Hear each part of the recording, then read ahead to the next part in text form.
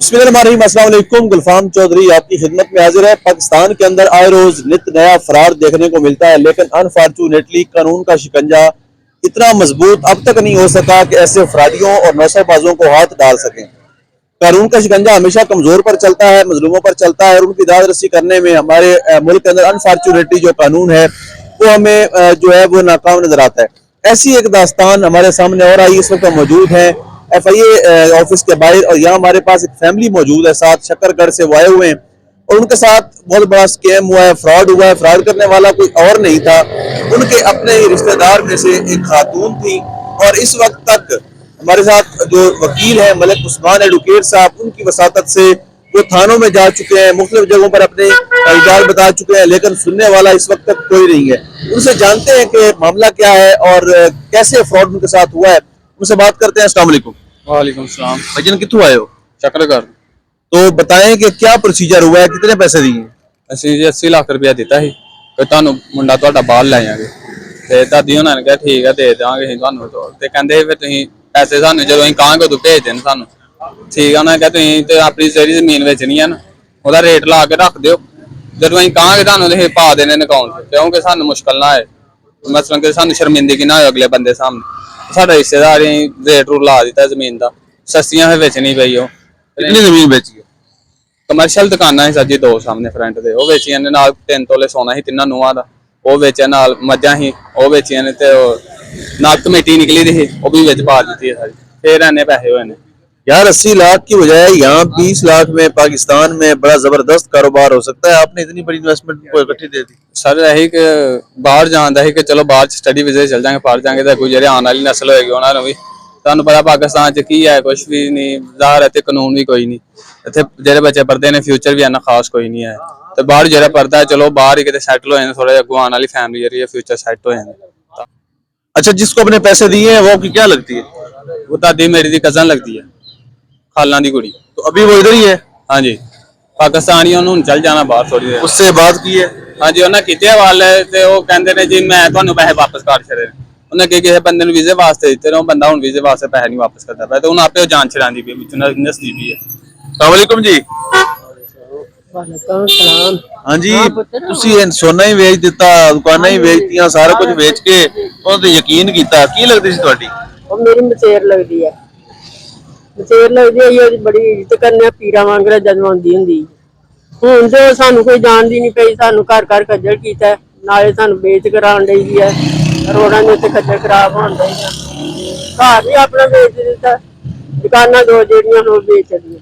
ਉਹਨਾਂ ਨਾਲ ਗੱਲ ਨਹੀਂ ਕੀਤੀ ਤੁਸੀਂ?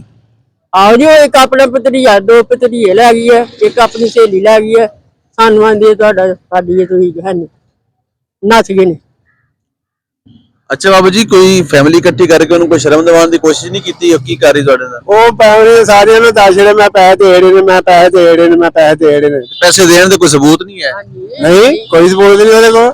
फैमिली वाले नहीं पूछते, कोई सबूत नहीं है, ਤੁਸੀਂ ਐਵੇਂ ਕਿਉਂ ਜਾ ਰਹੇ? ਫੈਮਿਲੀ ਮੰਨਦੇ ਨਹੀਂ, ਉਹ ਹੁਣ ਭਾਰੀ ਹੋ ਗਈ ਦੀ ਬੜੀ, ਤੇ ਭਾਰੀ ਹੋ ਗਈ ਹੈ ਬੜੀ, ਫੈਮਿਲੀ ਨਹੀਂ ਮੰਨਦੀ ਹੋਈ। अच्छा, ऐसे दफ्तर बाहर कितनी देर तक खड़े हो?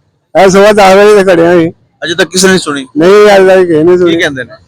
ਅੱਜ ਬੰਦਾ ਨਹੀਂ ਬੈਠਾ, ਆਂਦਾ ਤੇ ਬੰਦਾ ਬਹਿੰਦਾ, ਅਫਸਰ ਬਹਿੰਦਾ, ਤੇ ਫਿਰ ਤੁਹਾਡੀ ਗੱਲ ਕਰਵਾ ਦਾਂਗੇ। ਫਿਰ ਅਫਸਰ ਆ ਗਿਆ ਤੇ ਫਿਰ ਨਹੀਂ, ਤੇ ਸਾਨੂੰ ਅੰਦਰ ਨਹੀਂ ਜਾਣ ਦਿੱਤਾ। ਨਹੀਂ ਜਾਣ ਦਿੱਤਾ। ਅਸੀਂ ਸ਼ਕਰਗੜ੍ਹ ਤੋਂ ਆਏ ਦੇ ਆ, ਸਾਡੇ ਦੂਰੋਂ। अच्छा, 3 ਦਿਨ ਹੋਇਆ ਆਏ ਤੇ ਖੱਜਲ ਹੁੰਦੇ ਲਾਹੌਰ शहर ਵਿੱਚ, 3 दिन हो गया आज। चले जो हमारे साथ वकील साहब मौजूद है मलिक उस्मान एडवोकेट, उनसे भी हम बात करते हैं कि सारे के सारे मामले में वो क्या देखते हैं। सर बताइएगा, क्या डेवलपमेंट अब तक हो सकी है सारे के सारे मामले? सर ये तो 2 सालों से इनकी जो पेमेंट थी वो इन्होंने ट्रांसफर कर चुके हुए थे, जिसकी रिसीट्स हमारे पास मौजूद हैं, तमाम एविडेंस हमारे पास मौजूद हैं कि जो इन्होंने इल्जाम वाले नाजिया सादिक ने इनके साथ जो है ना फ्रॉड किया, धोखा किया है। और नाजिया सादिक के साथ एक ग्रोह मिला हुआ है, वो जो तमाम कंसल्टेंट बने होते हैं, जो एजेंट्स बने होते हैं, जो टिकट्स वाले बने होते हैं, मेडिकल वाले बने होते हैं, ये तमाम एक ग्रोह है। जो ग्रोह पिछले 2 सालों से इस लड़के को खिलाते आ रहे हैं। कभी मेडिकल तैयार करो, कभी अपना फिटनेस सर्टिफिकेट तैयार करो, कभी अपनी बायोमेट्रिक करवाओ, कभी अपना जॉब सर्टिफिकेट तैयार करवाओ। वो 2 सालों से ये तमाम डॉक्यूमेंट्स हमारे पास मौजूद हैं एविडेंस के तौर पे, जो इनको रिक्वायर करते गए। मीनवाइल मुझे जब इन्होंने बताया कि इस तरह से ये मामला हुआ है, हमने सबसे पहले पुलिस स्टेशन में एप्लीकेशन दी, थाना मनावा में एप्लीकेशन दी। वहां पर SHO साहब ने दोनों पार्टीज को बुला के सुना, हमें भी सुना, उस खातून को भी बुलाया वहां पे, खातून ने भी आके वहां पर अपना जवाब दिया। मीनवाइल जब रात तक वहां पर बैठे रहे तो एसएचओ साहब ने उस खातून को भिजवा दिया विदाउट एफआईआर दिए हुए। हमारी रिक्वेस्ट ये थी कि एफआईआर दे, कम से कम हमारा वर्जन रिकॉर्ड पे आ जाए, लेकिन हमारी एप्लीकेशन के बावजूद उन्होंने एफआईआर दर्ज नहीं की। उसके बाद हम सुबह अगले दिन आ गए हैं खुली कचहरी में, डीआईजी साहब के पास पेश हुए हैं। वैसे तो हम क्योंकि सुनते थे, सोशल मीडिया पे सुनते हैं, मीडिया पे देखते हैं कि डीआईजी साहब पे फौरन दादरसी करते हैं, वो हमने वो मीडिया की चीजों को देखते हुए एक मजलूम लोगों को हमने कहा कि जी आप डीआईजी साहब के पास पेश हो ताकि फौरन आपकी दादरसी हो। लेकिन शायद मुझे वो लगता है कि वो कैमरों की हद तक की है चीजें, ऑन रिकॉर्ड ये चीजें आपके सामने है। कल डीआईजी साहब के ऑफिस गए हैं ये, वहां पर जाने के बाद इनको डीएसपी साहब को मार कर दिया गया है और रात 11 बजे तक डीएसपी साहब के पास बैठे रहे। वहां पर भी सुनने के बाद डीआईजी साहब ने इनको डीएसपी साहब ने इनको भिजवा दिया और विदाउट एफआईआर दर्ज किए हुए उस खातून को भी छोड़ दिया, उसको भी छोड़ दिया।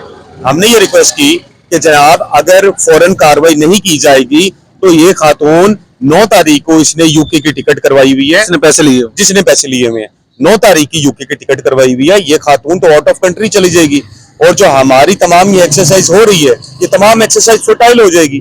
तो वो रिक्वेस्ट भी हमारी एडमिट नहीं की गई। मीनवाइल हमें रास्ता दिखाया गया कि आप एफआईए में जाएं, आपका वहां पे केस बनता है। अब हमने 2 दिन से एफआईए में एप्लीकेशन मूव की हुई है। एफआईए का हमें अगला नया प्रोसीजर आ रहा है कि जी आपके जिन्होंने इंक्वायरी सुननी है वो यहाँ पे नहीं है, जिन्होंने साइन करने हैं वो यहाँ पे नहीं है, जिन्होंने आगे बयान लिखने हैं वो भी नहीं है, वो ट्रेनिंग पे गए हुए हैं।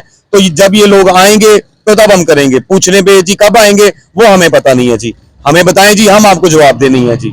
ये सारी चीजें हमें एक्सरसाइज पिछले 4-5 दिनों से यहाँ पर देखने को मिली, जिस वजह से आज ये जो बाबा जी हैं और जो साथ में उनके बेटे हैं और जो उनके खावंद हैं वो यहाँ पर आके आज सुबह 10 बजे से यहाँ पे बैठे हुए हैं। छुट्टी का दिन है लेकिन ये लोग 3 घंटे का सफर करके आए हैं और हमें यही बताया जाता है और यही हमने पढ़ा है कि जो भी सरकारी मुलाजिम होंगे वो अवाम के खादिम होते हैं, ना कि अवाम के ऊपर हुक्मरानी करेंगे। तो ये अवाम है, इन लोगों की दादरसी की जाए, इन लोगों का एक जेन्युइन वकूआ है, तमाम एविडेंस मौजूद है और खुद वो खातून वहां पर एडमिट कर चुकी है कि मैंने पैसे देने हैं, जिसके भी हमारे पास एविडेंस मौजूद है। तो इनको सुनवाया जाए, इनकी सुनवाई हो और जो इनका प्रोसीजर है वो जल्द से जल्द अमल। यहाँ एफआईए ऑफिस के बाहर कितनी देर से खड़े हैं? सुबह 10 बजे से खड़े हैं और अभी तकरीबन 3:30 हो चुके हैं। सुबह 10 बजे से यहाँ पे खड़े हैं, ऑर्डर ही किसने नहीं जाने दिया? अंदर ही नहीं जाने दिया। और इनका कहना ये है कि जब तक वो नहीं आएंगे और हमसे नहीं मिलेंगे हम यहीं पे धरना देके बैठे हुए हैं, हम घर नहीं जाएंगे, क्योंकि 3 घंटे का सफर है, कहाँ पर ये जाएंगे और कहाँ पर दोबारा वापस आएंगे, तो इस वजह से ये यहीं पे खड़े हैं। बिल्कुल आपने सारी की सारी उदाहरण सुनी है और इस मुल्क के अंदर चूंकि मजलूम की अनफॉर्चुनेटली सुनने वाला कोई नहीं है, जिसके साथ ज्यादती होती है उसकी दावरसी करने वाला कोई नहीं है, लेकिन उससे बड़ी बदकिस्मती यह है कि वो सरकारी मुलाजिम जो हमारे इनके टैक्स पेयर से तनख्वाह लेते हैं और जो अपने आप को अवाम का खादिम कहते हैं, वो अनफॉर्चुनेटली किसी को सुनने को भी तैयार नहीं है। आज 10 बजे से फैमिली खड़ी है, 5.5 घंटे इस एफआईए के गेट पर बैठे उनको हो गए, लेकिन किसी के कानों पे जूं नहीं रेंगी, किसी ने कैमरा चेक करके नहीं देखा कि यहाँ कोई बैठा है, दादरसी उनकी कर दी जाए या सुन लिया जाए। बार बार पैगामात भिजवाने के बावजूद कोई रिस्पांस नहीं आ रहा। तो अगर ये पूरे मुल्क के अंदर ये निजाम राइज रहेगा तो मेरा ख्याल है कि जो हम एक बेहतर पाकिस्तान का ख्वाब देखते हैं वो फिर ख्वाब ही रह जाएगा। अल्लाह पाक वतन अजीज का हामी और नासिर हो। पाकिस्तान जिंदाबाद।